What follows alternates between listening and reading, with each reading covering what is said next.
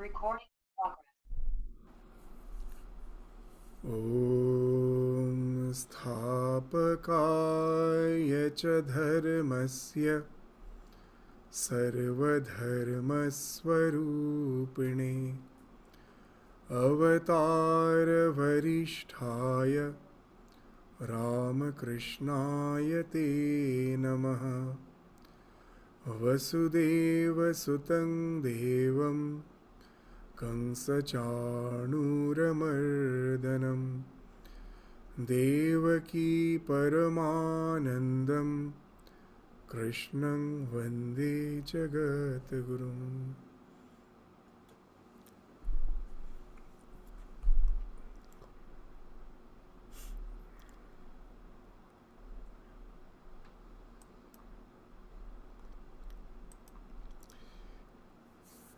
So in the last class we were studying the 20th and the 21st verse of the 8th chapter of Shrimad Bhagavad Gita, where as the usual theme of this 8th chapter, that there is no end to this process of transmigration of birth and death. Our sanskaras leads to the reincarnation after the falling off of this body. So it continues, this cycle of birth and death. The only way that one can come out of this is to hold on to the Lord, is to contemplate on the Lord, is to resign to the Lord, and make the thought of the Lord, the contemplation of the Lord, something habitual throughout the life, so that at the last moment of our life, it is the thought of the Lord which comes spontaneously because of our habit. So that's the main theme, to relate to the spiritual dimension of our life. As Sri Ramakrishna again and again used to say, that Bhagavan labhi manusher jiboner uddeshya, that the only purpose of human birth is to attain God. So that's the only purpose. So that gives us the ultimate fulfillment that can take us off from this cycle of birth and death. So the 22nd verse also you will find is actually speaking of that this idea, the means of attaining the supreme abode. So what it is saying, Purusha sah parah partha bhaktya labhya tu ananyaya asya antasthani bhutani yena sarvamidam tatam. So Purusha sah parah partha bhaktya labhya tu ananyaya. That previously he spoke of this the various lokas. This, apart from this earth, there are so many celestial plane of existence. As per our karma, we may be going there. So this going is something just like going from place to place. So in Bhagavad Gita, these two type of gamana, going, we will find is always mentioned. What's that? One is going just the way we go, from place to place, from one time to another time. I'm here at 9 a.m. At 9:30 a.m. I will be somewhere else where my destination is. So place and time, this too is varying. But there is another type of gamana. What is that? Now we are in this worldly plane of existence. Because of our spiritual illumination, in the same place, in the same time, I will find that our awareness has totally changed. I am established in the spiritual dimension of my existence. So that is the different type of gamana. It is just the shifting of your awareness. So here, when the word para is used, transcendent, so there is a state of existence where this going and coming no more applies. Purusha sa parah partha. So the Supreme Purusha, he is beyond this entire universe of all these various lokas. Para means who is beyond this. And how to attain him? Bhaktya labhya tu ananyaya. Ananya bhakti. Ananya. So we say the God, even in the Bible it is mentioned, God is the jealous God. That what's the jealousy? That we know that what jealousy speaks of, that when a person loves some another person, he is his beloved. If that person comes to know that his beloved has some love for someone else too, the feeling that that the person will be having is called jealousy. That we want that the love of the beloved should be fully focused to me and me alone. So God in that sense is extremely jealous. When you say I love God, he will first examine me, that whether I truly love him, whether my love for God is shared by something else, some other person, some other worldly goals, attainments. If even a trace of my mind is distracted to some worldly gains, know it for certain that God's love won't be reciprocated. So he is a jealous God, that he will test me. That really, that's Sri Ramakrishna used to give a very nice example, that when you are trying to insert a thread through the needle of through the eye of the needle, you'll find if even a single fiber is out, is not focused, is not all the fibers are not just focused to one point. If they are bit shattered, and then you will find it is impossible for the thread to enter through the eye of the needle. So Sri Ramakrishna used to give this example, to say that all these various fibers of the thread are like our various desires. We have to moisten it with the love for God, with the devotion, so that they all become one-pointed. And then only it can enter into the eye of the needle. So this is the idea of ananya, one-pointed devotion, not distracted to anything in the world. The only I know for certain that my only refuge is God. Nothing in this world, whatever I say, my near and dear, my own, nothing is going to stay with me forever. They are not they can be my co-passengers, but they cannot be my own. We are all in a journey. We are all traveling. Our destination is God. And so our relation is, we are all co-travelers. But in no way we are eternally related to each other. The only one to whom we are eternally related is God.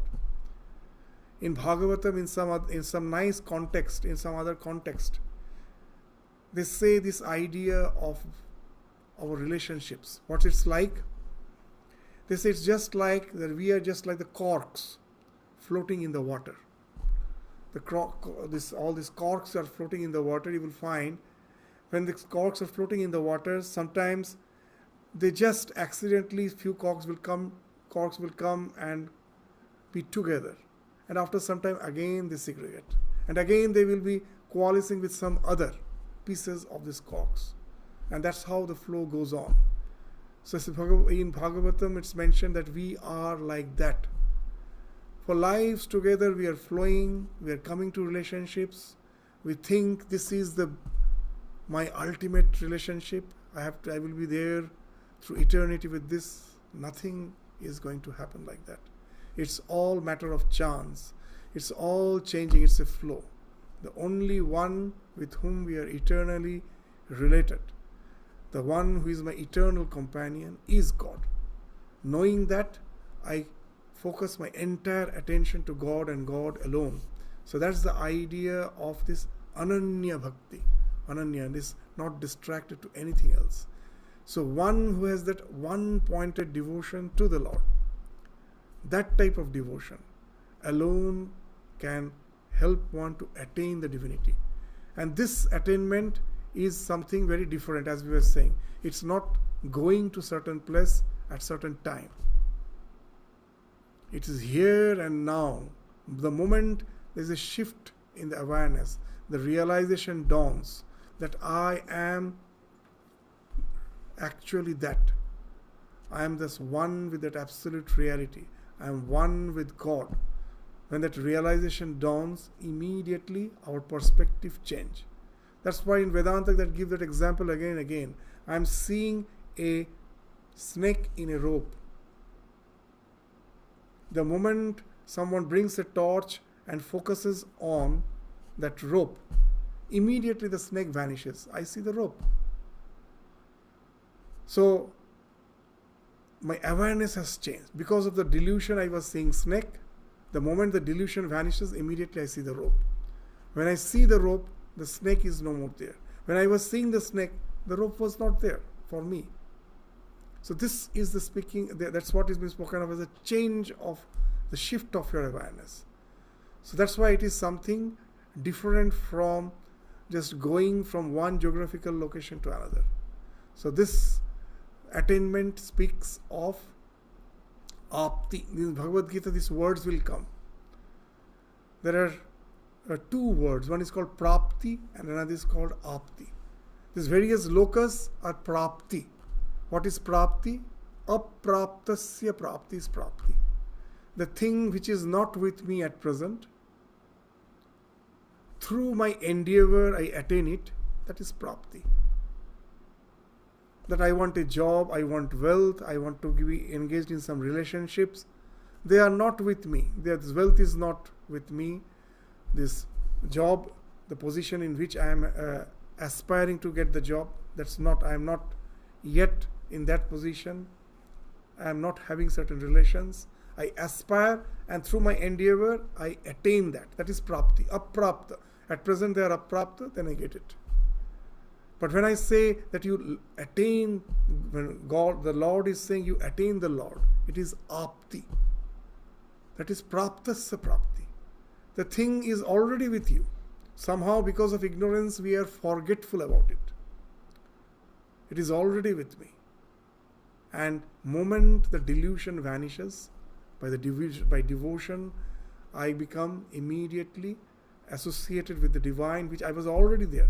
I was forgetful about it. So that's the idea of labhya here and now. You need not have to die and after death go somewhere else.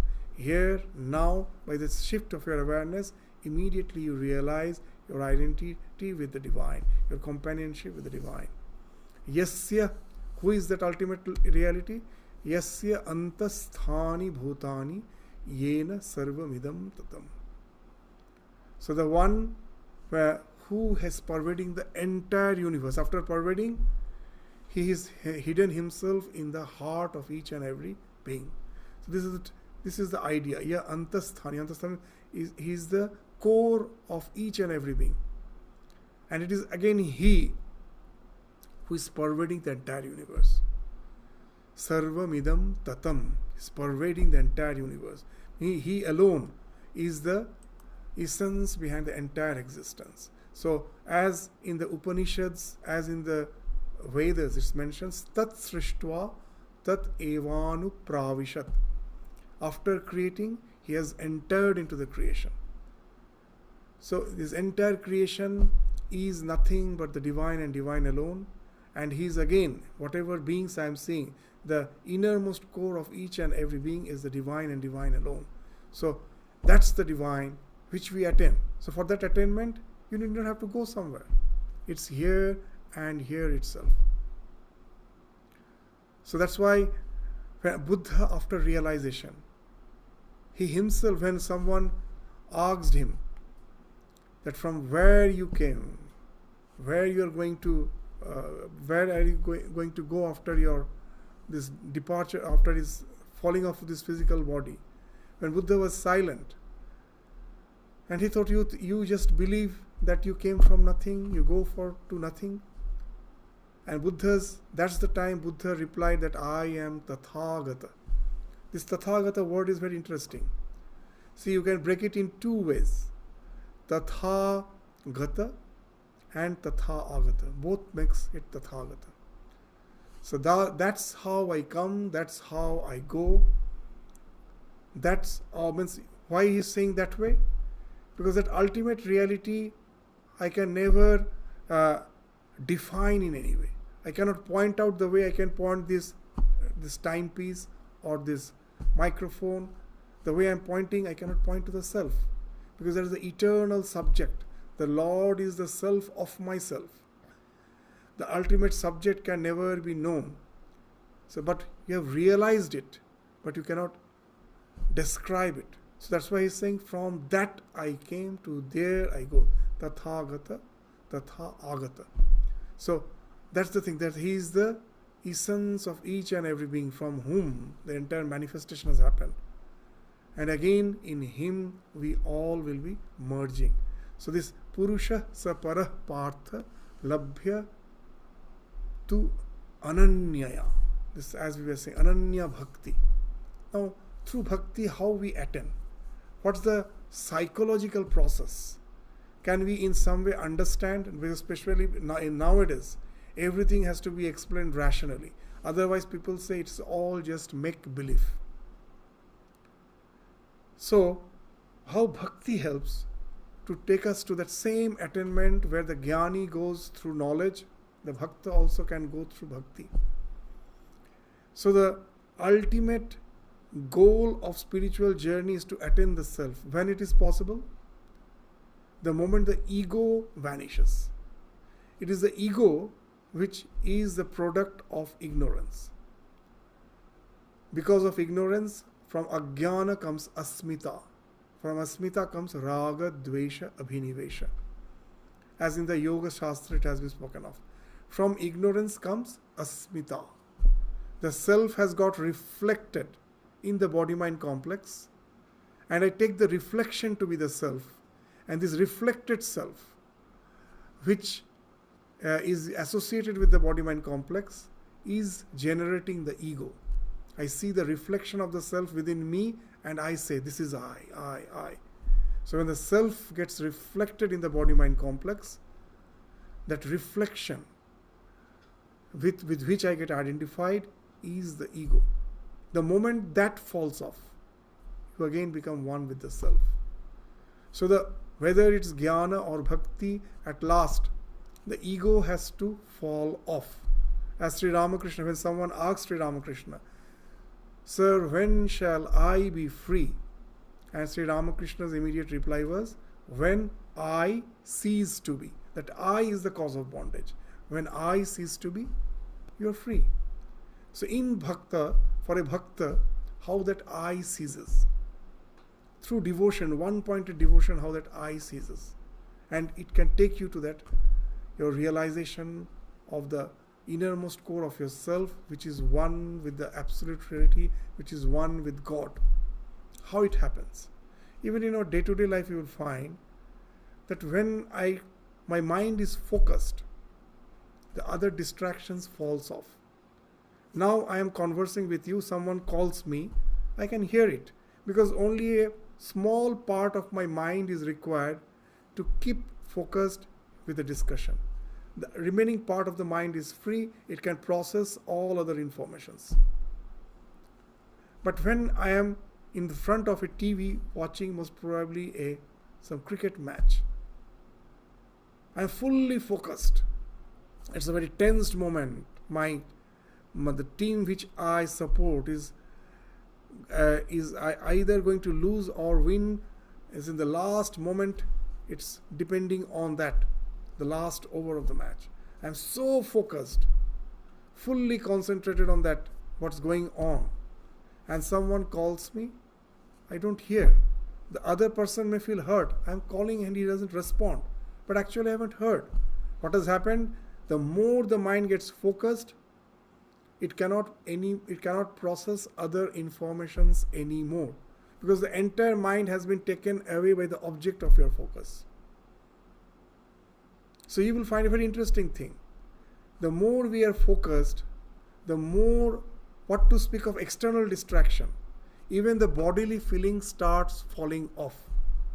You will find the one who is very passionate about painting or some performing arts, some instrumental music, you'll find they can spend time for hours. Or even in the operation theatre, a surgeon, most probably it's a very crucial surgery, for 8 hours he is standing and operating on the patient. At other times, if you ask him to stand 8 hours, it is impossible. Even for us, just to stand 8 hours, we find it is extremely tiring. Our legs will start aching. We will get cramps. But for the surgeon, when he's operating on the patient, he's standing there for 8 hours, feeling no tiredness. Few days back, I saw a very nice picture. The doctor as well as the assistant, both lying on the floor of the operation theatre, totally exhausted after a long operation. The operation was for 8 hours. The moment it was over, it was a successful operation, they were relaxed, and then immediately they started feeling that tiredness. They were so exhausted, they just simply lay down on the floor of the operation theatre itself. But what happened when the operation was going on? Where that exhaustion? It was not felt. The mind was so focused because out of necessity. The doctor, the surgeon knows very well that if I am a little bit careless, that the knife which I am using, if I am a little bit careless, it can be, this little carelessness will be at the cost of the life of the patient. This necessity, that after all I am responsible for the life of this person, this sense of necessity gives him extreme focus. And that also adds up with his skills. Unless you have skills, you can never, even the sense of necessity without skills cannot give us focus. Even if I am asked to enter into the operation theatre, will I get that focus? No. Though I know the necessity, but I don't have the skills. So the sense of necessity as well as the skills, the knowledge, everything together has given him that tremendous focus. And now he's operating on the patient. He has forgotten his thirst, hunger, tiredness, everything. Because the entire mind is focused there at the edge of the scalpel or the knife which he's using. He's fully focused there. All distractions has fallen off. So that's the thing, that when your mind gets focused, other distractions falls off. And what's the best way to have that focus, spontaneous focus? Love. That sometimes we just say that, have you ever seen that we meditate on God? Why we meditate on God? That I shouldn't forget God. That throughout the day in my activities, if I go on practicing meditation, then this will become habitual and I won't forget God in my day-to-day act. That's why we meditate. But have you ever seen a mother sitting and meditating on the child? Oh, I will forget the child. Let me meditate. Does it ever happen? The mother need not have to meditate on the child because the love is spontaneous. Whatever she may be doing, the thought of the child is always there on the mind because of love. So love makes the concentration spontaneous. So here this bhakta, for this bhakti, you have already cultivated. It was sadhana bhakti, now it has become sadhya bhakti. The true practices, constant practice, you have already developed devotion. Now this devotion has become spontaneous. And the more it becomes spontaneous, the more it becomes intense, the other distractions start falling off. Then what happens? I am there, my Lord is there. Nothing is there. But a time comes, even in this meditation, what's there? The last thing to fall off. As we were saying, what's the cause of our bondage? I, ego. The last thing to fall off is that ego. It is still there. When my mind is fully focused, everything has fallen off. I'm enjoying the bliss of meditation. Still I have this idea of two. I am, the Lord is. So now scriptures, they define that at last when you enter into the state of samadhi. What is samadhi? When the Triputi Bheda happens. Triputi Bheda. This is the term, technical term. Triputi. Triputi means triad. What's the triad? That even when my mind is fully focused, everything has fallen off. My mind is intently enjoying the bliss of communion with the divine. Still there are three ideas of three entities. What? Dhyana, Dhyata, Dheya. Dhyana, the process of meditation, that I am meditating, I know that. Dhyata, the one who is meditating, I am meditating, I am the Dhyata. And Dheya, Dheya is the object of meditation, my Lord. So these three are still there. Why they are still there? Still the ego is a small part of the mind. That's the remnant with which the entire, our biological process has started. Even in the bacteria, in a small microbe, what's there? That ego is there. Because from ego only raga, dvesha, abhinivesha comes. The other emotive faculties come. Feelings come. How the moment even that small microbe feels, I am this body, something behind is echoing, you're eternal. But the microbe body finds that without nourishment it cannot just live. So if you give some nutrient, it will be drawn towards it, raga. If you give some toxin, it will move away from it. Dvesha, fear, abhinivesha. So the moment the ego comes, all these faculties come. So with this ego, that's the very first thing with which the evolution started. This biological evolution started. And that's the ultimate thing to fall off. This I. So when this meditation becomes extremely intense, at last the focus is so intense that the last bit of ego, which is holding to a very small part of the mind, that also is taken away. And then what happens? This triad collapses. Dhyana, Dhyata, Dheya. You are no more, you cannot feel that I am, God is, I am enjoying the communion with the divine through meditation. No more. You just become one with the object of meditation because the ego has fallen off. There's a collapsing of the triad. And that's the idea of attainment of that ultimate Purusha through bhakti. So you have entered into a state of flow, which has ultimately enabled you to go get rid of your ego. And then you just, what happens, this ego was a reflection that has gone, that has fallen off. You become just one with the ultimate reality, with the divine. So that's the idea, this Purusha. So that's why these words are so simple words, but it has so profound meaning. That when shall I be free? When I cease to be. So that's the annihilation of this ego is possible through intense devotion. And that takes you to the ultimate reality.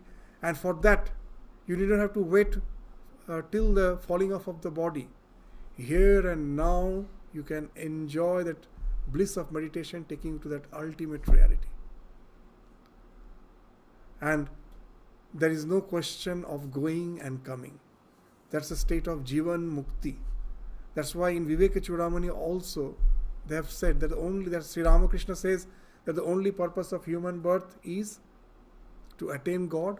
The same thing Bhagavad Pada Shankaracharya is saying in Viveka Chudamani. What is saying? Jivan Mukti Sukha Prapti Hetave Janma Dharana. The only purpose of Janma Dharana, the only purpose of this life, Janma Dharana, to hold on to this life. What is the purpose? Jivan Mukti. To enjoy the bliss of liberation in this very life.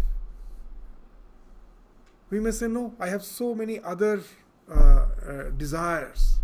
Fulfillment of those desires is of course the goal of human birth. Swami Vivekananda in one of his lectures is saying very nicely that the enjoyment of desires can never be the goal of human birth. Why? We say that our entire science and technology at last, what it is doing? It is trying to intensify our sense enjoyment, nothing else. That how we can enjoy in much better way. All amenities of science is there to help us to intensify our desires. But nature has not equipped us with all this advancement. At last, the nature has not equipped us to enjoy the world the way the animals enjoy. Can with all our science, our advancement, we can enjoy a meal the way a dog enjoys its meal? You'll find its senses are very intense. That's why we use them even in this crime spot, because the way they smell, the taste is very intense. The birds can hear more intently than us. A pigeon sitting here can just hear the rumbling of the waves of the ocean. We cannot, because they can hear very low frequency waves. The nature has equipped them, because when the cat is silently moving, they have to hear that too. So nature, you will find nature has a wonderful way. All the senses are not same. The owl, they can see even in the night. So if the enjoyment of the senses were our goal, we will say that we can never enjoy the world the way the animals do. We are even far, far inferior to the animals. With all our advancement, we cannot. But what's the ananyata? What's the uniqueness of a human being? That humans are the only creature who can contemplate on the divine, who can contemplate on the divine, on the spiritual dimension of his existence. That's the portal which can open up. For no other being it is possible. That's why our scripture says, whatever locus you may be, they all aspire to be human. Because that's the birth in which you can open up this portal of this divine dimension of your existence. So that's the uniqueness. And that's why Sri Ramakrishna, all the avatars, they're speaking the same thing. That the only purpose is that. And that can be done through the bhakti. How nicely here, this Purusha sapara partha bhaktya labhya to ananyaya. But if now I have understood that even that psychological mechanism by which a bhakta can become one with the divine, as Sri Ramakrishna used to say very nicely, that all the divine forms and concepts are like a hole in the wall of ego. Such a nice definition. That we all fight in the name of religion. I say Krishna is the ultimate reality, you say no, Rama. Krishna is the God, all other avatars are just Angsha and Kala, as has been mentioned in Bhagavatam. That they are just incarnations of Krishna. Krishna is the ultimate God. And the Bhakta of Rama hearing that will say, no, my Rama is in no way inferior. He is the God. Why all this fight happens? Because generally it takes a lifetime to attain that type of intense devotion by which I realize that absolute identity with my Ishta. And then that realization comes, oh, my Ishta is the ultimate reality. I see him everywhere. It is he who has become the entire universe. Why it happens? That Sri Ramakrishna gives a nice example. That our entire spiritual journey is what? It's just like we visualize our Ishta as per our liking. And then our spiritual journey starts. I am visualizing, I am meditating. This is just like he's saying chiseling in the wall of ego. There's a wall, I don't know what's behind the wall, so I start making a hole, I start chiseling. And this hole can be of various shapes. A devotee of Rama can go on chiseling the form of Rama, the concept of Rama. A devotee of Krishna can do that with the concept of Krishna. As long as you are chiseling, still the whole has not been formed, it's visualization. It's just a form. But the moment the chiseling is over, the whole has been created. Now through the hole you peep, you see infinite expanse. Nothing else is visible. Just infinite expanse. And then that whole becomes the framework through which you have peeped into that eternity. And now you say, as that whole is of the form of Rama, I say Rama is infinite. The one who has made the hole in the wall of ego of the form of Krishna, he says Krishna is infinite. Ramakrishna had a tremendous spiritual hunger. He was a Western scholar, I forgot his name. Very nicely he has defined Sri Ramakrishna, that he was a spiritual glutton. That generally it takes a lifetime to attain that spiritual goal, practicing one path. And he attained that at a very, because of his intense yearning at a very tender age, and he was not satisfied that others worship the God in so many other ways. I want to see whether they are all can lead me to that goal. And he made innumerable holes in the wall of ego by practicing the various paths. And he peeped through them and peeped the same infinite expanse to say, Jato mot tato path. All these paths can take you to that goal. It helps you to annihilate your ego. You have created as if a hole in the wall of the ego, and you relate to that same spiritual dimension of your existence. That's the wonderful concept which we find in the life of Sri Ramakrishna. But as long as we have not, if we are not able to create that hole in the wall of ego, I have that idea, I am, God is, and I have got rid of all the distractions. Then what happens? What, will I again have to come back? No. Then also there is another concept of Krama Mukti. There you will go to a higher loka called Brahma Loka, where you can remain immersed in contemplation. In Yoga Sutra there is an idea of Videha and Prakriti Lina. What is that? Just even that, take that previous example. When a musician is, an instrumental musician is playing music, he is so focused, the entire night has passed. He was not aware of his hunger, thirst, the need for sleep, the need for rest, nothing, because all this bodily alarm system was not processed by the mind. The mind was fully focused on what he was doing. The other things were not. So what happened? Though he was in the body, he was not aware of his body. So that's the state of Videha. Now for such a person who has developed this tremendous focus by meditating on the Lord, the ego has most probably not fallen off. The ego is still there. I am, the Lord is, but everything else falls off. Then what happens after his death? He will go to this higher plane of existence, the Brahma Loka, and he can continue in that state of immense bliss of meditation, because he has entered into the state of flow. And all this, what brings us down to this physical plane of world? What brings us down? Our need to have food, all these biological, these wants, which has become our sanskara. They are like that biological alarm. They are the thing that even if in the spirit world, you are just with your mind for having food, for procreation, for anything. We need a body. It is all these our raga, dvesha, all likes, dislikes. They bring us down. They gravitate us down again to this physical plane of existence. But if I can remain in my mind contemplating on the divine, I've entered into a state of flow.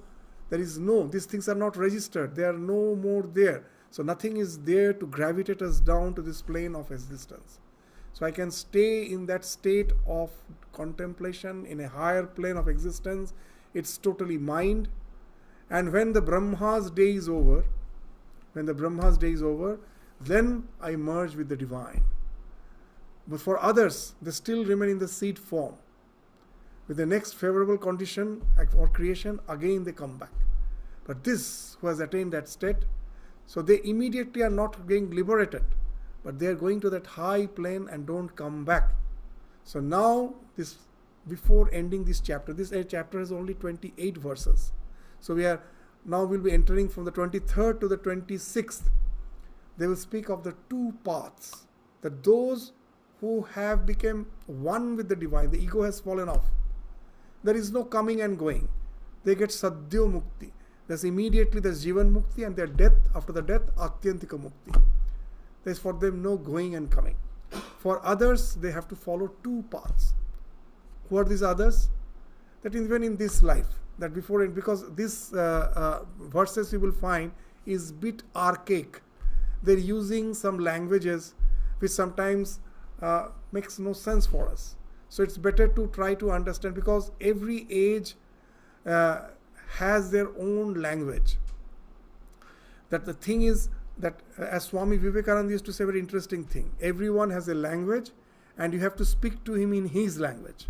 So sometimes the language of the Vedic era, of the Bhagavad Gita era, somewhere we will find the language. The idea behind the language has not changed, but the language has changed. And that sometimes makes some of these portions bit difficult to understand. What actually they are saying, does it make any sense? So that's why before going into that, let us try to understand with the language we can understand. That even in this life, you will find there's two types of people. That one thing, this world is the be-all and end-all of my existence. If I am sitting, I have some money, and now I have some leisure, what I will think? Oh, let me go for some enjoyment. Let me go for some restaurant, have some nice meal, or go and watch a movie. So here you will find the happiness is very limited. The wealth which I have earned, with that, now I am going to enjoy. I will go and stay in a nice hotel, go and watch movie. How long I can do that? As long as my wealth permits, isn't it? I know, I have an idea that this I have accrued, with this I can do this. When it's over, again I have to be in the same place, isn't it? So this is one type of people that, oh, I have some money, let me go spend it for a nice meal. But I cannot be enjoying that meal. Again I have to come back to my, this where means I am, where my default state of existence is. Whatever I accrued, with that I got it. When it's over, I come back. My money is over, I am back to my normal position. So you will find the sensate pleasures, I cannot continue with them. Even if the money is also there, I cannot continue. Because what happens, even when I am having my food, after the first serve, I still have money. I can order for the second serve. Still I have money. But at the same time, I am satiated now. I cannot continue. Therefore, then what will happen? That in spite of the fact that I have money, I have to stop there. My enjoyment cannot go on through eternity. It gradually diminishes when I am getting satiated. But once I attain that satiation, is it going to stay there? No. Again, the next day, hunger will come back. Again, I have to go through that same process. So all the sensate pleasures have this limitation. It as if makes us walk in a treadmill where there is no goal, no final destination. As I'm repeating the thing again and again without any satisfaction, ultimate satisfaction. So this is the limitation of all worldly pleasures. So those who seek worldly pleasure, they have acquired wealth through their merit, but they cannot enjoy endlessly. They again have to come back. After attaining the peak, they have to come back. And another, we were saying that just now, that they have acquired some skills, that they never go for instant gratification, that I have wealth, let me go and enjoy. No. I have attained some skills, that skills have met some challenge, like an instrumental musician. How much endeavor has went to really develop that skill. Now he has developed that skill. Now anything may happen. Just few days back I heard in India, someone learns online some instrumental music from here. So her teacher met some road accident, lost his eyes. He's quite an advanced age. But you have to go and see that person, that how blissful he is. That he has lost his eyes because of that accident. He cannot see, but he's always happy. Because the skills which he have developed, with that he can go into a state of flow. Still with his musical instrument, he spends his time without any sense of that's what is this loss or anguish. Nothing is there. That's why he has attained this skill by which he can enter into a state of flow. These worldly things are not there to drag him down again. He can remain in that state. So after death, whenever we have developed some skills by which we can meet certain challenges and go into a state of flow, the best of this is meditation. Because even for a sitar player, he needs a sitar. Something external is required. The one who likes reading, he needs something, some material to read. But the one who has developed the habit of getting that bliss only through contemplation, no external help is required. He is just within himself. So for them, what happens? They can go into a state of flow from where there is no coming down. So they So that's why they will not, there will be any avarta, not coming back. The others who by attaining some merits go for some enjoyment in some higher world where you get more intense enjoyment, your merits are over or you are satiated for the time being, you have to come down again. So now this is the idea we understand. So even if my ego has not fallen off, my ego is still there, then I have to physically go to certain place and come back. But even there are two types of these divisions. There are certain places where you can go and need not come back, and there are certain places from where you have to come back. So these two paths, one is called Devayana and another is the Pitriyana. These two will be spoken of from the 23rd to the 26th verse. So let us read these verses. Yatra kale tu anavrittim. Anavritti means, avritti means to come back. Avritti. Avritti means repetition, coming back. Anavrittim, not coming back. Yatra kale tu anavrittim, avrittim chaiva yogina. So there are two paths. One from where there is no coming back, and this is different from this instant mukti. Because as we told, there is no question of going or coming. It is just the shift of your awareness. The ego has fallen, you have become one with the Absolute. That is totally different. The one who has not attained that state, for them, that's going and coming has to continue.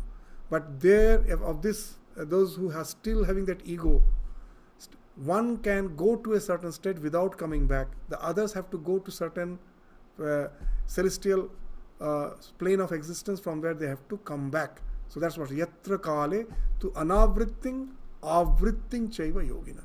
So there are some yogis who can go to a state where he has not attained the ultimate realization, but he can go to a state from where there is no coming back. And for others, avritti, they have to again come back. Prayata, when after death, prayata yanti tang kalam. That after death, this is the post-mortem existence. Prayata, this yanti tang kalam. After that, so at some time waiting for me in future. From that, about that, now I will speak to you, O Arjuna, O Bharatarshava, Vakshyami. I will speak to you of these two paths.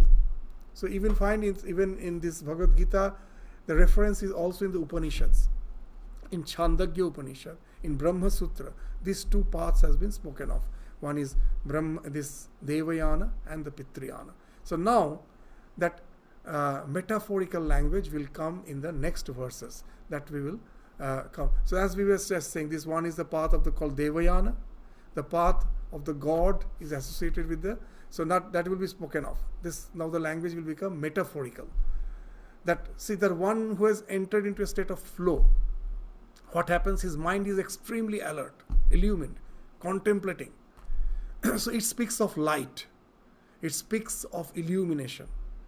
And the one who has through accruing some merit is going into the state or is going to enjoy the world.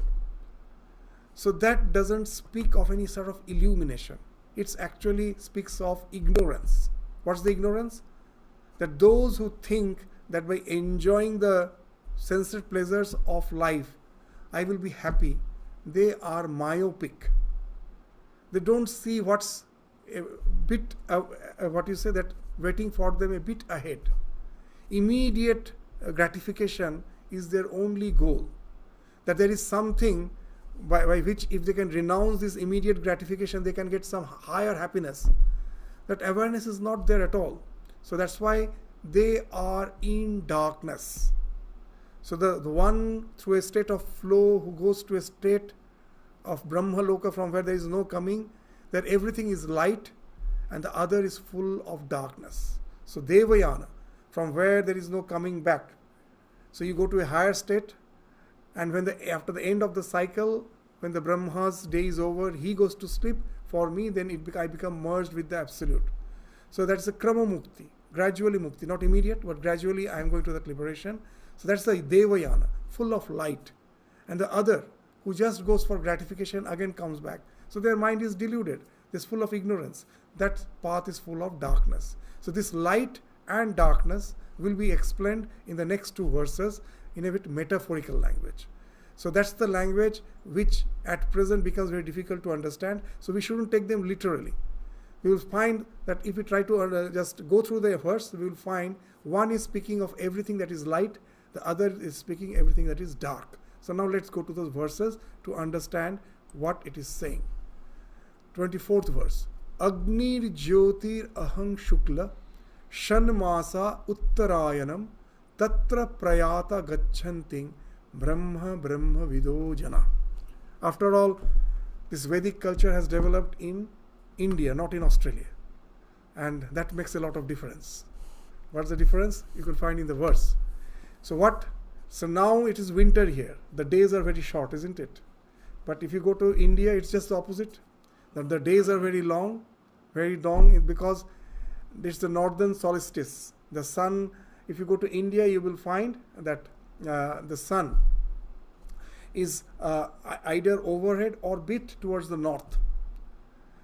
And here it's just the opposite. In the winter, you will find that when the sun is in the north, it is winter here. But in the northern hemisphere, north of the equator, there, when the sun is towards the north, it is summer. Here, sun is towards the north means it is winter. And just the opposite will happen here. Where here in the summer, the sun will go towards the south a bit. And in India, in winter, the sun will be going towards the south. So that is the northern solstice speaks of summer, southern solstice speaks of winter in the northern hemisphere. So in the northern hemisphere, what will happen? When in the summer the days are long, so it speaks of more light. If we go to the North Pole, it is still for 6 months it is day. You know that the more you go towards the pole, it's that even the day-night variation is not there. That you will get for 6 months, almost throughout, even at night the light is there. And for in the winter, it's total dark. You won't see the light at all. So now this thing keeping in this mind, you will find that what it speaks, that we all like that light. The summer we all that enjoy. That it is full of illumination, lot of daylight. So that's been spoken of as the path of this, this devas, from where you don't come back. So this is all the things which speaks of light will be spoken of, nothing else. Agnir Jyotir Aha Shukla. Agni speaks of fire, Jyoti, this fire, the light which is coming out from the fire, Agni Jyoti. Aha Shukla. Shukla, what speaks of? You will find that the sun, the moon also has two phases. From the new moon to the full moon, the moon is gradually getting more and more illumined, isn't it? And again from full moon to the new moon, the moon is gradually getting more and more darker. It is as if being engulfed by darkness. So here it is speaking of Shukla. Shukla means the bright half of the moon. This from new moon to the full moon. It's very interesting. Just sometimes it's a bit out of the topic. When Sita, that addressed Ravana, Ravana was very happy. What Sita told? He told, you are the full moon and Rama is just the moon of the second day. Second day is just a small, it looks like it's just a small, like a sword. And so Ravana was very happy. I am full moon and Rama is just like a small, the sickle. That's the Ditya. But what Sita meant, after full moon, now the moon size will be reducing, isn't it? And the second day of the moon means now the Rama's power, this is the context in which the real Rama's power, that will grow and grow and grow. So that's why it's just Shukla. So why we are just to explain this, the Shukla Paksa what? Now the moon will be growing. It will be giving more and more light. So this Agni Jyoti Aha Shukla. See, Agni Jyoti speaks of light. Shukla Paksha speaks of light. That more and more the night will be illumined.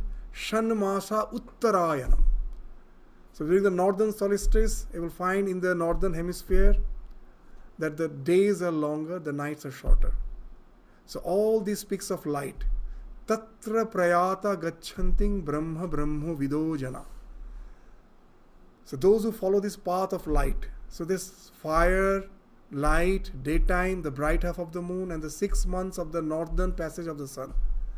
Taking this path, the knower of Brahman go to Brahman. So now, as I told, it may really confuse us what it means. It's actually speaking of all the light. Means when you have entered into a state of flow, everything is illumined for you. It's full of illumination.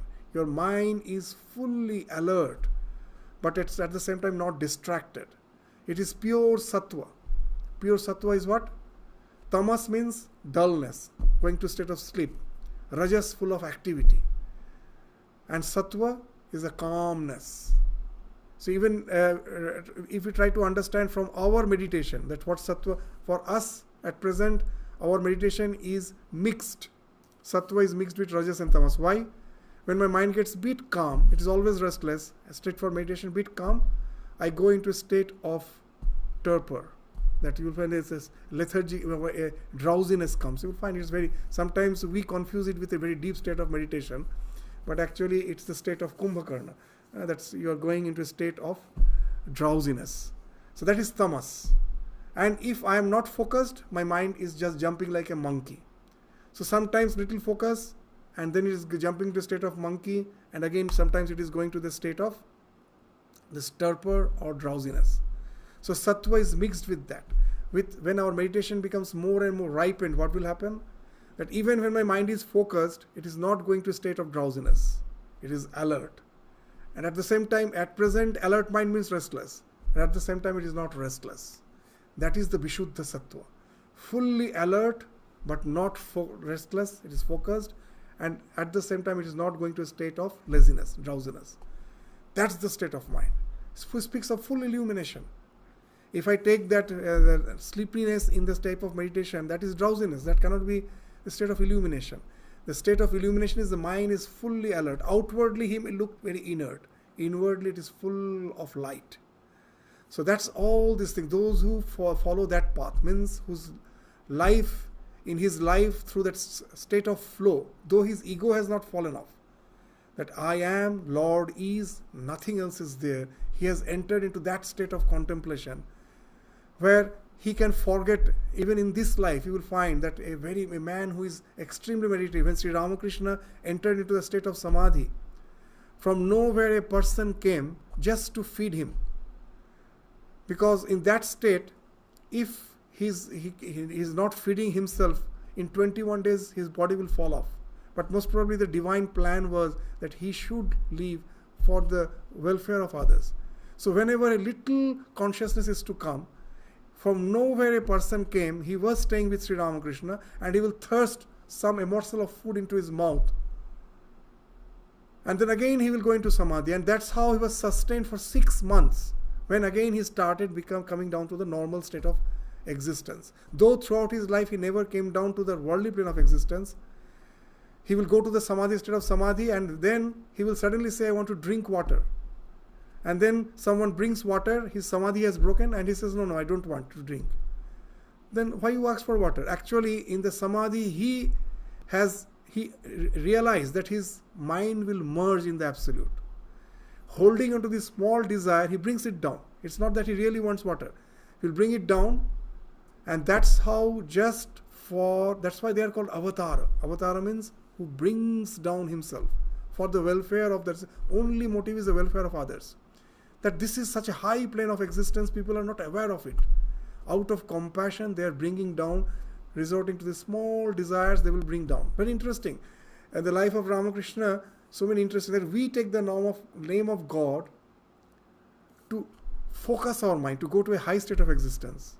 In the life of Ramakrishna, we find a very interesting thing. When Holy Mother was staying with Sri Ramakrishna, Holy Mother found Sri Ramakrishna throughout the night will go into deep state of samadhi. And Ramakrishna taught him that when you see me in such and such state, take such and such name of the Lord. So take the name of God, and then he will come down from that state. It's very interesting. We take the name of God to go to that state, and Sri Ramakrishna is resorting to the name of the Lord to come down. What happens? His mind is so focused that any time the ego may fall off and it may merge. But his life is for the welfare of others, out of compassion. So he resorts to that name, the name which has actually helped him to go beyond mind. With the help of that, again he brings down the mind, avatarana. We take the name to go up, he takes the name to come down, so that he can stay in this plane of existence. This is a wonderful thing. So whenever, even in the life of Chaitanya Mahaprabhu, the same thing. Whenever he is going into samadhi, all will start kirtana and he will come down from that plane. So those who are in that state, where the ego is still there, but his mind is fully illumined, hasn't merged. So after death, he will go to a very high plane of existence. But as other bodily feelings are not there, nothing will gravitate him down again to this physical plane of existence. He can stay there till the end of Kalpa, when the entire creation merges in the Brahma's mind, Brahma goes into deep sleep state, he remains no more in seed form. He becomes one with this Brahma. He becomes one with the ultimate reality. And the others, that's for them, that is the path of Pitriyana. They will come back. They whatever merits through which they have attained certain loka, they will enjoy just with the money. The way you go to some expensive hotel, spend few days and again come back, the same thing happens with the Pitriyana. What they will happen? This Shukla Krishna, the 25th verse, Dhuma Ratris Tathas Krishna, Shanmasha Dakshinayanam, all speak of darkness. Tatra Chandramasang Jyotir Yogi Prapya Nivartate. They have to come back. What? Dhumo, smoke. Ratri, of course darkness. Krishna Paksha, again speaks of the moons, from the full moon to the new moon, all darkness, it's more and more darkness. And Dakshinayanam, in the northern hemisphere, the southern solstice, when the sun is going to the south, means it's winter, the days will be shorter, nights will be longer. So everything speaks of the darkness. So Tatra Chandramasam. So they follow, what they will be going? They will be going to the lunar sphere. Lunar sphere speaks of the Pitriloka, from where you again come back. This other is the Brahma Loka, from where there is no coming back. Here, with your merits, you go, you enjoy for a certain time, and again, Kshine Punye Martya Lokam Vishanti. When your punya is over, your bank balance is over, again you come down to this plane of existence. Tatra Chandramasam Jyoti Yogi Prapya Nivartat. The other, there is no Nivartana. He stays there, and here he again comes back. So after that, in the 26th verse, he is concluding what he is saying. Shukle Krishne Gati Hete Jagata Shashvata Umate Ekaya Yati Anavrittim Anya Avartate Puna. So that's what we have discussed. That these are the two paths. One is Shukla, that's full of light. Other is Krishna, full of darkness. Following one, there is no coming back. Anavritti. Ekaya Yati Anavrittim. There is no coming back. The other, Avartate Puna. The other, which you follow, this Pitri Loka, the Chandrayana, when you are following this Chandramasam, with that you again come back to this plane of existence. Now, when you know this, the one who has para vairagya, extreme renunciation, a yogi, he won't prefer either of this, any of this path. He wants this mukti here and now, sadhya mukti, immediate. So he knows both this path, but he won't be in any way deluded by either of them. He doesn't want even that bliss of the Brahmaloka. He wants to merge the ego and be one with the Absolute. That will be spoken of in the last two verses of this chapter. So today the time is over. We have got the idea. We have got the idea of what these verses are speaking of. In the last, I think next Sunday we don't have the class because it's a Guru Purnima celebration. You're all invited to join the Guru Purnima celebration. And the following week, this 8th chapter, we will be just having a summary. We will first study the last two verses, which won't take much time because the ideas have already been, we have understood what these last two verses are going to say, that a yogi who has this knowledge of these two paths is not deluded by either of them, and he, by having that Ananya Bhakti, reaches me and me alone and gets that Sadhya Mukti. So that will be spoken of in the last two verses, and that will be again the theme of the next chapter. So the 9th chapter will be the theme, the Sadhya Mukti, the one who is this Ananya Bhakti. So now as you proceed in Bhagavad Gita's next, the later chapters, you'll find this bhakti becomes the more and more the predominant theme of the Bhagavad Gita. It started with jnana, it ends with bhakti. It's the more and more we go, this bhakti will become the predominant feature of Bhagavad Gita. So that will be spoken of, this Ananya Bhakti, in the 9th chapter. So the next class, after discussing on the last 2 verses of this 8th chapter, we will just have a summary of the entire 8th chapter, and then we will proceed to the 9th chapter in the succeeding classes. So with this, we stop our discussion today. Thank you all. Namaskar.